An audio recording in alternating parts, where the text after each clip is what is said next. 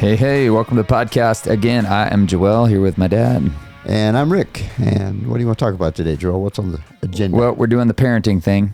We're talking about mountains this year. And what greater mountain than parenting? That's a big one. Yeah, sometimes children can feel like raising them feels like an impossible mountain you're climbing. You made a joke on the last episode. We were talking, actually it was 2 episodes actually ago, where we were talking about, can you be friends with your kid? And you said, well, you can be once you're a grandparent. That's your job is to spoil them. Yeah. But when you're a parent, that's not your job. That was a joke? Well, okay, so that was my point. I wanted to talk about, you've been a grandparent now for, well, it's coming up on 16 years, I think. Adia, the oldest grandchild, right. She's going to be 16.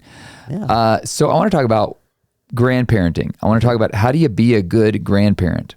Because I know, I've talked to a lot of people lately who are in a really awkward situation where their kids have really washed out in life and they've found themselves kind of raising their grandchild. They've taken on that responsibility, and a lot of them say, man, I didn't think I was going to have to do this again, but we feel like this is the right thing to do. Yeah. So that would not be the optimal situation, but it's better than, being raised, I guess, by somebody who's incapable of being a parent. But I want to talk about kind of, first of all, what do you feel the role of a grandparent is? And when a grandparent's role becomes to step in, and when should a grandparent step in and guide in more of a parenting, leading the child role? Wow. Yeah, that's heavy, right? Yeah, because there's a lot of situations. Because I have other friends who are kind of raising their kids more like providing daycare so their kids can work. Which is brilliant. I mean, I think that's amazing. I've seen a lot of, I noticed after COVID, a lot of families moved back to their hometowns. Yeah. So they could have the support of their family, which probably is a net positive all the time it was done. Thing, yeah. Because whenever we evaluate a situation or try to come up with something, our natural thing is basically to limit it to what we know in our own culture. And well, this is what we've done, or this is what I've observed in my culture. And of course, that's a very small perspective. I don't care. I'm 70 years old, but still I've only seen a very small perspective as far as life and as far as history of the world goes and things. So it's always important that we look beyond what our personal experience is. And I think fortunately we have a standard to go by, because of course I can't be familiar with every culture of the world. Not every culture of the world is right. There's things in every culture that are right and wrong. So long and short of it, in the scripture, God has given us what a biblical culture ought to look like, what a godly culture ought to look like. Now, the Jews didn't always do a good job of it, but he said, here's the way it should react, here's how the law should be enforced, here's how this and that.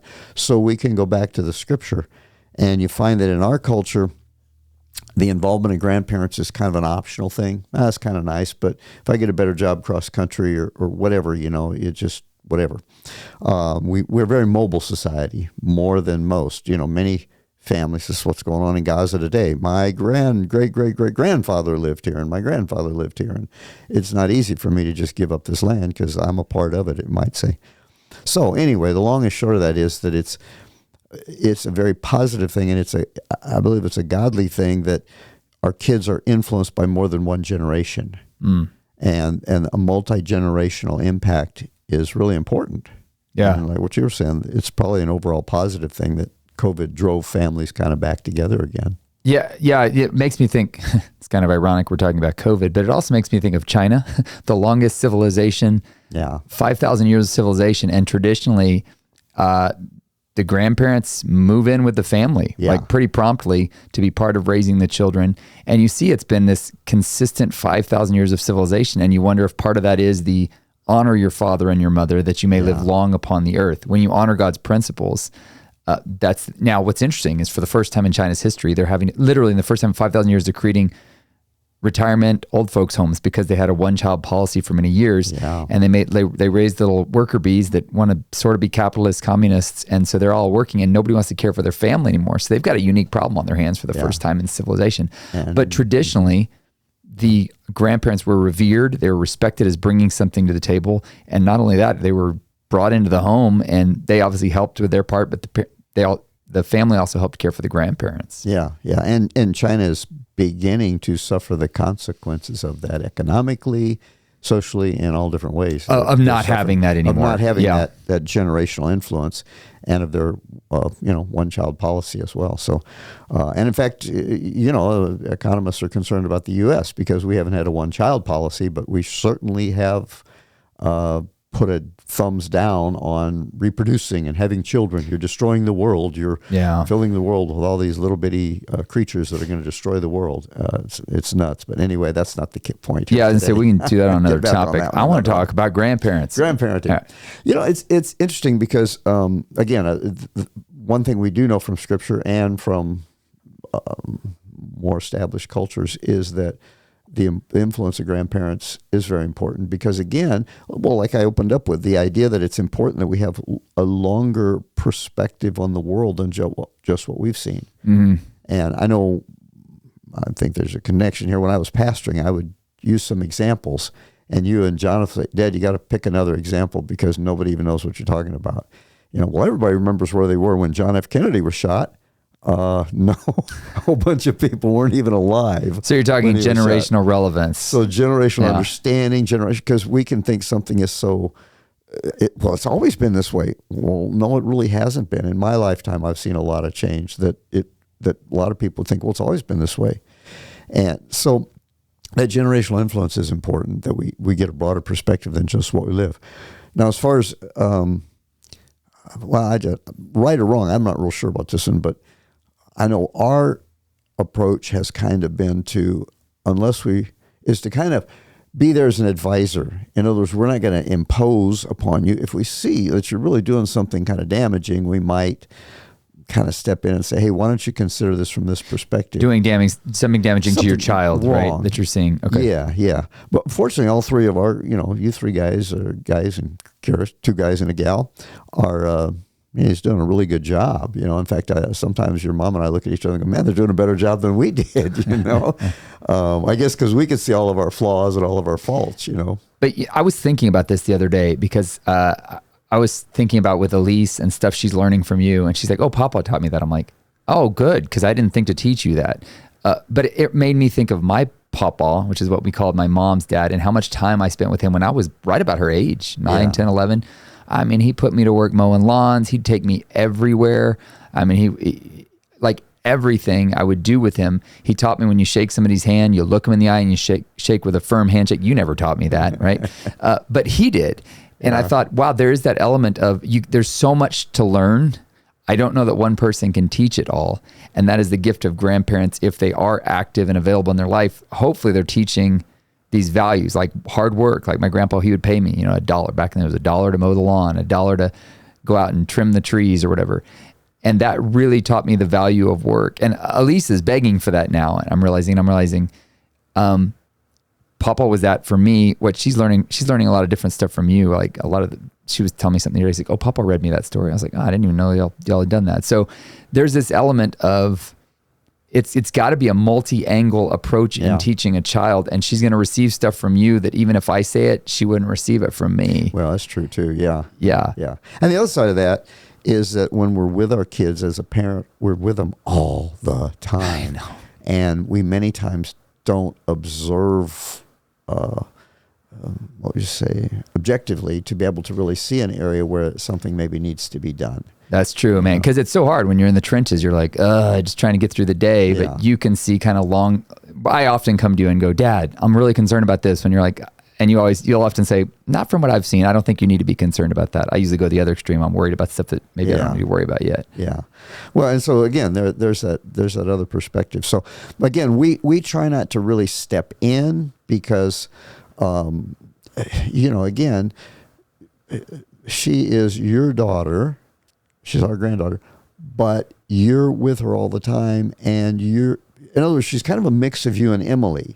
And so she's going to have a different personality, and so you're going to see you're going to have a better idea of how to react to that personality and respond to that personality. If that makes sense. I hope. Yeah. Okay. A question just came to my mind. I want to ask you before I forget it. I've talked to a lot of parents recently who they don't trust their own parents, the grandparents of their children, to care for their children. What is the responsibility of, you're going to be biased on this, but what is the responsibility of a parent to give their time to their parents? But there's a lot of Yeah. What is the responsibility to give if you don't trust your parents, right? You just say I don't trust the way they handle them, and I don't trust they're going to care for them. I don't trust they're not going to give them sugar or something bad for them, right? Yeah. What is the responsibility? Is there a biblical responsibility for us to give grandparents time with their grandchildren? Well, I think the biblical responsibility primarily would be to care for our children and protect them. So, I mean, if your parents are really dangerous, now, I mean, the sugar thing, it's like maybe you need to chill out. That's dangerous, a little Dad. bit. Highly dangerous. Elise was... Ask RFK. ask Elise. I'm in the store with her, and I'm just getting ready to get some. She looks at the content. She's, Papa, you can't get this. It has high fructose corn syrup in it. That's dangerous. I go, brother. This is what kids talk about these days. She's got this friend that can't eat any artificial dyes or she'll like die or something. Yeah. So they talk about that. So Lisa's like, Dad, is there red number whatever in this? And I'm like, who knows? Yeah. So I guess the learning goes both ways. Okay. Right? But that's an interesting question because a lot of people say, well, I don't trust they're not going to give them food that's bad for them. She's going to feed them macaroni and cheese or whatever. Is that enough of an excuse to not give them time with their grandkids? Probably not. I mean, I do think that a grandparent needs to respect the wishes of the parents. So if they say, look, please don't give her sugar, I don't want her all wired up or something, then, as a grandparent, just respect that. This is the child. The parent is the one responsible for the child. So, and I think most grandparents would respect that, I mean, if they don't, and if they continually don't, then maybe you do need to revoke that privilege or that time, or limit the time to when you're there with them. Mm-hmm. Because they still do need to know their grandparents, and I would think a grandparent, rather than lose the privilege of spending time with their kid, would say, "Okay, I'll cut the sugar out," or and I'm sure sugar's the most minimal thing. Yeah. Yeah, but that's a big deal for people these days. Well, I guess it is. It's probably more like you let them play with a machete or stuff like that. That's kind of what. In our family, more the dangerous things would be. Yeah, I mean, Papa had me driving the other day. Elise saw a guy in a riding lawnmower, and she's like, "Wow, Dad, do you think I could ever drive one of those?" I was like, "I did when I was 9." Like, yeah. And we were watching some old videos of you whacking something with a machete when you were like a certain age. I'm thinking that was really dumb of us. If you missed that thing, you'd have whacked your knee. But anyway, so you survived. Let's jump into this idea of your children are not capable of raising your grandkids. And so a lot of people I know by court order, right? The grandparents have said, we'll step in, or the parent is incapacitated because of addiction.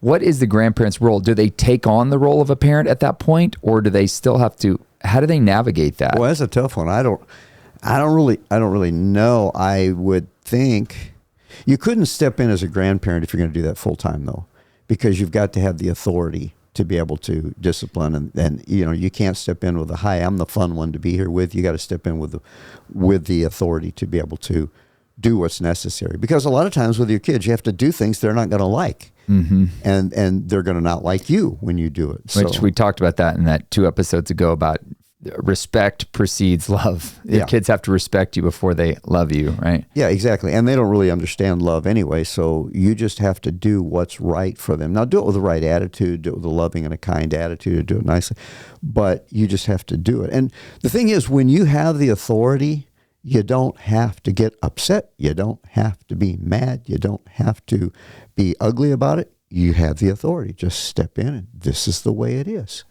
And when we do, this is another topic, but when we do get angry, it's usually because we've waited too long to really exercise the authority.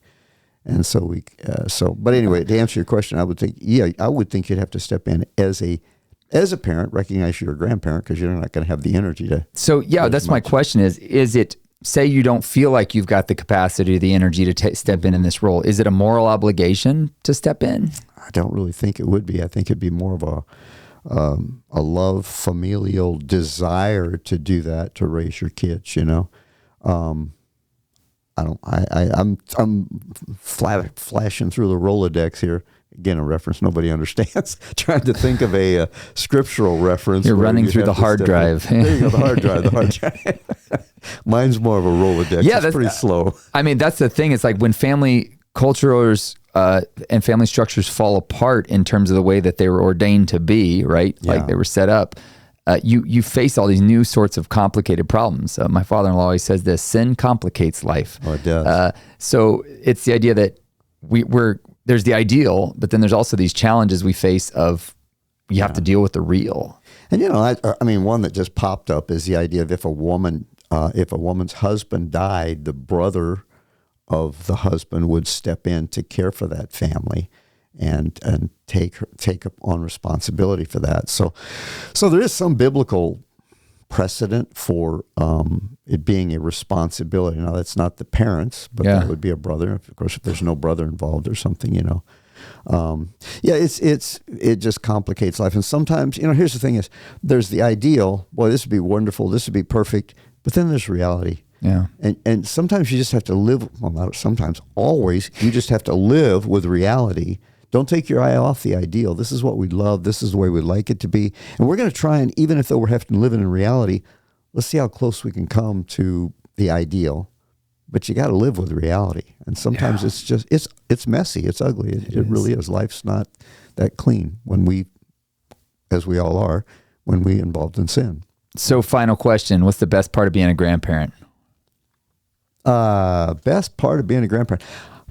I just love spending, we love spending time with the kids. They do wear you out, but watching them grow up, and we love you spending time with the kids. Well, and it's great. It is good. It's fun, kind of reminding us of what it was like being with a kid, but being able to also send them home when the time is right. And hope none of the grandkids heard that one.